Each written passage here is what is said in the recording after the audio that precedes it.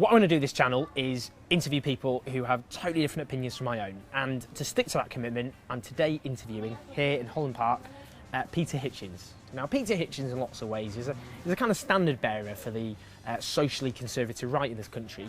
He writes for the Mail on Sunday. Do we have any common ground? I suspect he will surprise you with some of his beliefs and ideas. I'm very optimistic. Kind of hope drives what I believe in. This sense, poor thing. Well, this is what I want to talk to you about, you see, because I think, despite what a miserable life you must be. Well, we'll see. You know, I'll have a life of disappointment, I'm sure. But a lot of the stuff you write about, you've got the passion for your beliefs, but you seem completely defeatist. You don't think. Relax. I realise in the evening of my days, which I've now pretty much reached, I realise that I realise that most of these struggles are futile. That they aren't, even where they succeed. And I hope to some extent that your utopia doesn't come about, because you will hate it when it arrives. Not a utopia. Okay, well, a mild utopia. It's a semi-utopia.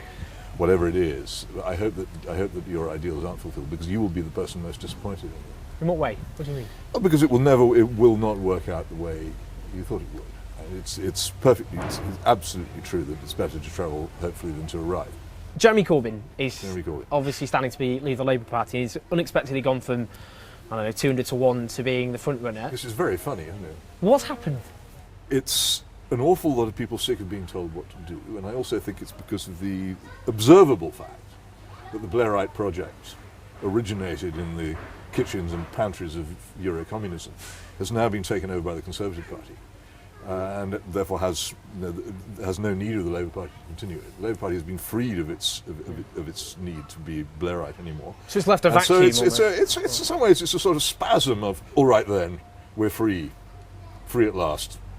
We can do this, as all the Blairite media and the David Miliband's and the Peter Mandelsons come crowding in to say, don't do this. The impulse to say, well, if he says don't do it, that's absolutely what I must do, just grows stronger and stronger, doesn't it? They become the campaign managers. It's a managers. very good demonstration that we still have a strong national sense of humour.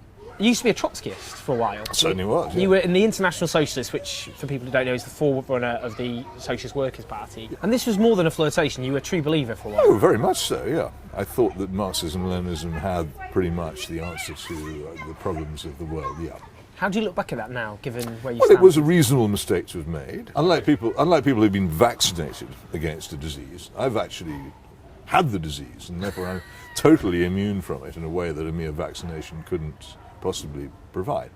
People, again, you call yourself a moral and social conservative, and unapologetically so, but you're not a Tory. In fact, you're very hostile to the modern Tories. Yeah. Why? Because it calls itself the Conservative Party. If it called itself the Socialist Workers' Party, I wouldn't have anything against it. It's not a left-wing party. It's a left-wing party. It's egalitarian. It's got much more in common with the SWP than it has with Conservatives. Do you think the... I often hear David Cameron and George Osborne coming out with things which I used to say when I was a trot. Well, let's think about the difference is that I knew when I said them that they were Trotskyist things to say. They have no idea. They are left-wing, but they don't know they're left-wing. But do you think... Which is even more alarming in some ways. At least Jeremy Corbyn knows he's left-wing. You've called for the breakup of the Conservative Party before. Do you stand by that? I hope that it would break up. I simply underestimated the enormous power of lies and money, which enabled the Conservative Party to obtain a victory in the elections. There was no national trend. What there was a fantastically clever, well-targeted, very costly campaign by the Conservatives in targeted constituencies, which won them a technical victory on points, which they didn't. It wasn't a moral victory. Nobody really won that election morally, but it was quite sufficient for them to form a majority government, and it was more effective than they thought it would be. How would you sum up David Cameron and what he stands for? I don't think he stands for anything. I think he stands for obtaining office for the sons of gentlemen. He's jolly good at it. He's quite likeable. I can't feel any passion against him. It's impossible. I feel passion against a blancmange. A perfectly nice chap, I'm sure, but he has absolutely no interest in changing anything. He has a great deal of interest in maintaining things as they are and in being in office while they're maintained. So a lot of people don't realise you support, for example, you'd prefer public ownership of the railways, for example. Immediately, yeah. The intervention of the state in a lot of areas is essential. You can manage without it. Even the most, there are wild conservative, liberal free marketeers who say that you don't need a navy, it could be done by sort of privateers. But it's obviously ridiculous. Every state has to intervene in something. And once you've decided you must intervene by creating a navy, then you've pretty much sold the principle, haven't you? The state's obviously useful sometimes. You used to be a non-believer. Yes. Now you're Christian. Your religious convictions, do you see that as very much the underlying kind of basis of your political position? I think it has to be the basis of any position. I'm troubled by anybody who doesn't have a religious opinion of any kind. A set of opinions without a religious underpinning would be like a house without foundation. With your brother, obviously, you two are both huge figures in your own right. And growing up, what was your relationship? Oh, adversarial. We were not close enough to be, we weren't twins or anything like that, to be the good friends that siblings sometimes can be. We weren't far enough apart to be wholly independent of each other, so we were fighting for the same territory a lot of the time. Did anyone bully anyone, or it wasn't like that? I don't know whether the word bullying these days has so many applications. He was bigger than I was, but I like to think I had hit quite hard. Sure you did. But he was very good at pretending that I hadn't hurt him. I mean, after he died, how did you fit, in terms of his followers, I suppose? Do you make a distinction between those, the way he's been portrayed, and the brother you actually... Oh, the fanboys are impossible. They have absolutely no idea what kind of person he was.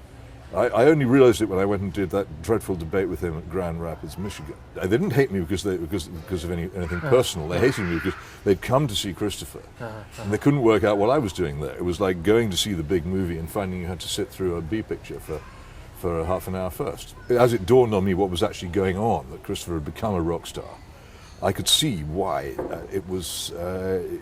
my presence was completely superfluous. It must have felt surreal to you to be in a situation like that. You're with your brother, and you're there surrounded by his fan base who are very hostile to you. Well, they became more hostile to me the more they knew who I was and what I thought. The more hostile they became. To begin with, it was just, what is this guy doing here? As the evening went on, it was, what is this guy doing here? And we hate him. I mean, it comes across sometimes. You see yourself as you're surrounded in this kind of socially liberal myths, this and you're this kind of lone voice trying to speak out against... I don't know about alone, but there aren't that many of us. Well, the Conservative government, they've introduced a tax breaks for married couples. That's the sort of moral and social... It's a token. What actually needs to be done for marriage is to re-privilege it in far greater ways. The real blow struck at marriage was struck in all major Western societies in the 1960s by the introduction of what was, in effect, no-fault divorce. There is absolutely no suggestion, there has been none since the 1960s in any major political party, that the introduction of that form of divorce was a mistake. Do you think the fact a woman and a woman or a man and a man can marry has any impact on your marriage? No, I think it's a side effect of it. I think that it's a consequence of the collapse of heterosexual marriage, and I regret now getting involved in the argument about same-sex marriage because it was a Stalingrad, a diversion. Why is one worrying about a few thousand people who want to have same-sex marriages while not being concerned at all about the collapse of heterosexual marriage, which involves millions of people and millions of children? I mean, it used to be more acceptable to be publicly prejudiced about gay people, about women, about people who aren't white. Isn't it a good thing that it's now less acceptable? Yeah, unequivocally a good thing, yeah.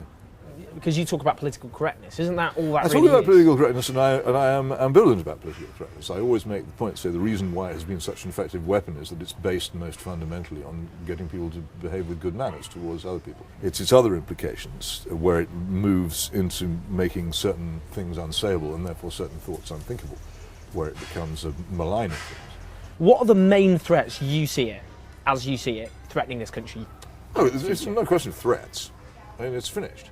It's not. Do you really? This is your pessimism coming through again. Finished. I mean, Why is it? I've never Why is it seen a finished? country more finished. We are bankrupt, non-sovereign, robbed of our culture and our past. We have no power to save ourselves. The next proper history of this country will be written in Chinese. Finally, do you have any optimism whatsoever about the future of Britain and what it could become? No. Why? Why should I? I mean, it's ridiculous. I mean, if I turn out to be wrong, it'll be a pleasant surprise. If I turn out to be right, I'll be prepared for it. So pretty bleak. Yeah. in between the crisis and the catastrophe, we may as well have a glass of champagne. But it is not. I can't do that. I'll be called a champagne socialist, but you feel free. I don't suppose that's really much of an insult anymore, is it? I thought it was the Tories who weren't allowed to drink champagne. Maybe not. I don't know. I've had words. So George Osborne's rule. Look, it's been an absolute pleasure. You're a gentleman as ever. Great to see you, Peter. Good to see you. I told you he'd surprise us. He does have beliefs and ideas you wouldn't quite expect him to have. He is pretty pessimistic though, as you can see. But it was a pleasure meeting him and chatting to him. I hope you enjoyed it as well. We've got lots of other interviews kicking about. Keep the comments coming and subscribe to the channel. I'll see you next time.